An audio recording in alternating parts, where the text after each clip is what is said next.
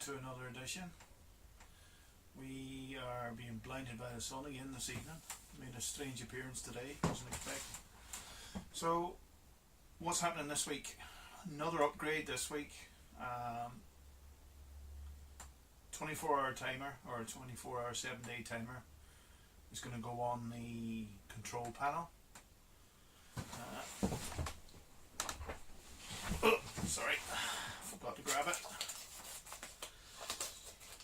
Let me see. One of those. One of these is going to make its way onto the control panel. There you go. 7-day 24-hour timer, loads of programs. 220 volt, and a 16 amp contact switch in. So that's going to make its way onto the panel. What I'm planning on doing is cutting a hole this size here, which will then fit on in from behind and push out through. A bit neater looking than sitting on the top, because we've got wires will be coming out the bottom here, and I don't want them visible or seen. They could be touched, whatever, from the outside. So what you'll see is me in a bit is butchering the panel, one for a better word. Butchering the panel and testing it. So we'll cut to that. No, we won't. I have something else to do first. You can see that in a minute. Right, put that up there. It's time for another beer. It's time for a beer. It's been a long day. And I have this. I don't know if you can see that. Big Bananas American Wheat 5.3. So it was only bottled a month ago. This is the 28th of August. So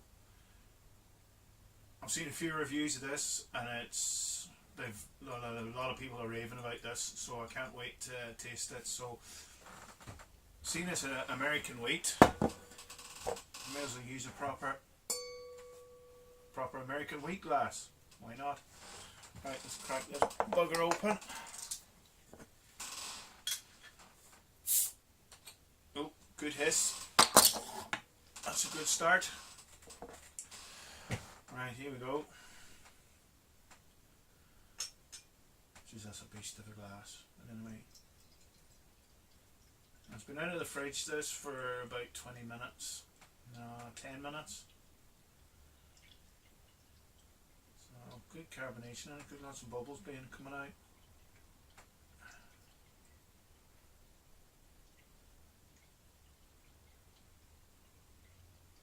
Oh, bit of yeast. Right, we'll stop there. I'm not a yeast person, so I don't know if you're supposed to. Oh, I can smell that already. I can smell that already.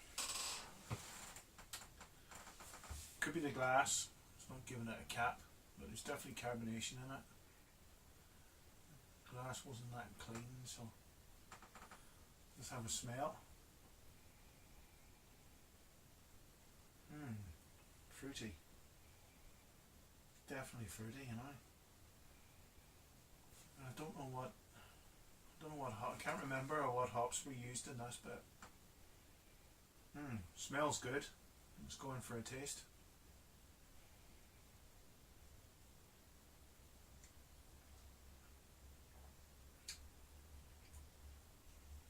Ooh. Slightly dry. Trying to describe the flavour of it. Definitely wheaty, you know. I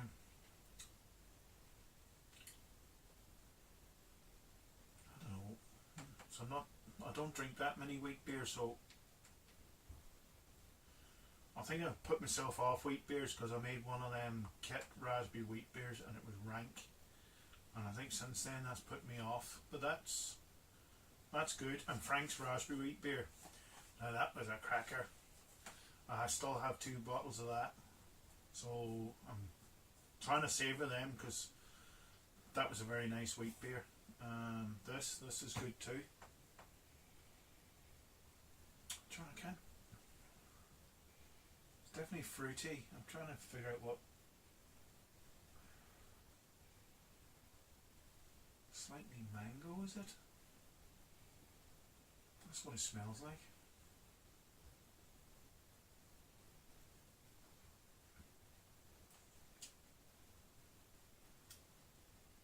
Definitely a fruitiness in there, but it could be a bit of mango maybe, or a bit of passion fruit or something like that. But yeah, very nice. So I'm looking forward to drinking this. So we'll cut now to me butchering the panel, and I'll catch you in a minute. Right, as you can see, one timer, 16 amp, 220 volt. Focusing.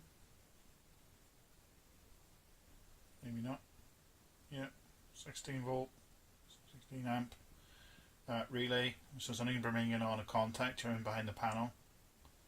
So that'll work nice, and 220 volt supply, which will have to be permanently live, which is no problem. So we need to make a hole that round in the panel, and as you can see, I managed to make a circle. I have no hole colour that big, so I'm wondering how I'm going to do this. If I use a hacksaw blade, it's going to be a bit messy. I wonder if I've got 60mm hole saws at work. Probably not. But I'll sit and study this and work it out, see what I have to do now to get this nice round hole. So I want to keep it fairly neat, because you are going to see the edge, because it's going to be coming through from the back. Coming through. You can't really have it on the front because you have cables coming out the bottom there. And I don't want them kind of like sitting poking out the front. So we're going to do a bit of thinking and see what I can do to make this a nice round hole. Alright, cheers. Right, got it started.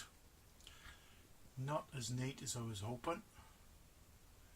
We'll get the file on it now and get it rounded off. It mightn't look so bad by the time I'm finished. Getting there.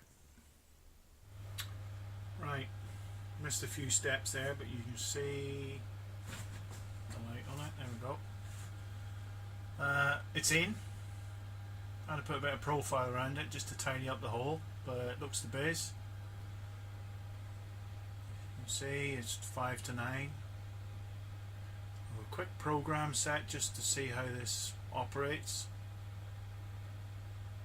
So just in a few seconds now, if it's all set right, it should kick in. Hang on, yeah, it should kick in. Bang, there we go. Up and running. Turn that fan off a second. Panel on. I've wired it in such a way that I've done my power source from here. So if I hit that button, it'll shut off automatically. So I still have a ways of turning it off if anything goes wrong. So as you can see, everything's on. I haven't got the element on because there's no point this time of night. So we'll just see if it clicks off now. We've got another 20 seconds. I think I picked this up for about £6, £6.50, so about €8. I've got a spare because it's always handy to have a spare. Still haven't sorted this out. I don't think I'll bother. Right, here we go. 3, 2, 1, bang. She's off.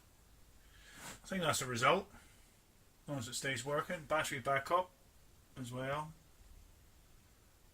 So if your power goes out for whatever reason or kicks off, that you don't have to reset the clock or the program. 7-day timer. 7-day timer on it.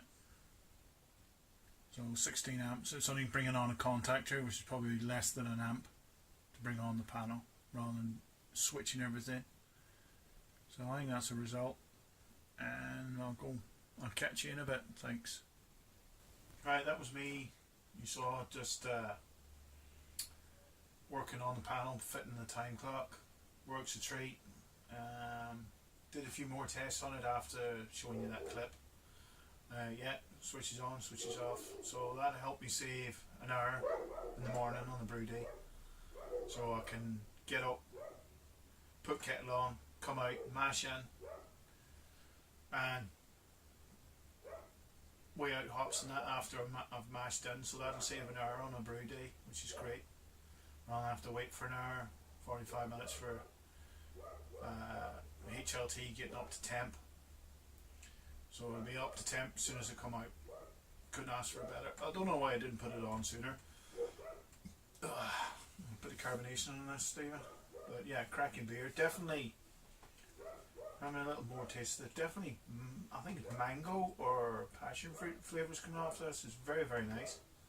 I may have to delve into doing a wheat beer. It's nothing I've ever done before.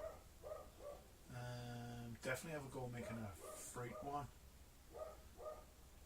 So, might have a go with Frank's raspberry. That would be nice to have a go at that. Mrs. loves it. She loves fruit beers. So, something I'll have to do. So I think that's it for this week. I think hopefully it's not too long, fairly short. Still things to do coming up. Green to Glass, Brew Day feature coming up. Finally got the Thermowells, so that might be happening next week. So then I will then have the panel done and Thermowells done, so then I'll be able to use all 3 clocks or PIDs on the 3 vessels. So that'll be another brew day, which I'll take some footage of, see how we get on with that. I've spared thermocouplers coming as well. Came in. So what have we got after that? Right, I said I was going to do some Pilsners.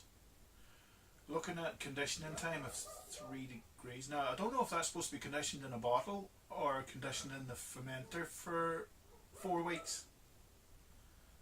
I know it's to be fermented at 14. Lovely. Fucking fly. Jesus. Right. Where was that? Pilsners. Now I said I was going to do some Pilsners. Just looking at them. I'm going to do a Saaz Pilsner and a Sorachi Ace Pilsner, so I'm going to do 2. But considering was it 3 weeks in the fermenter at 12 degrees?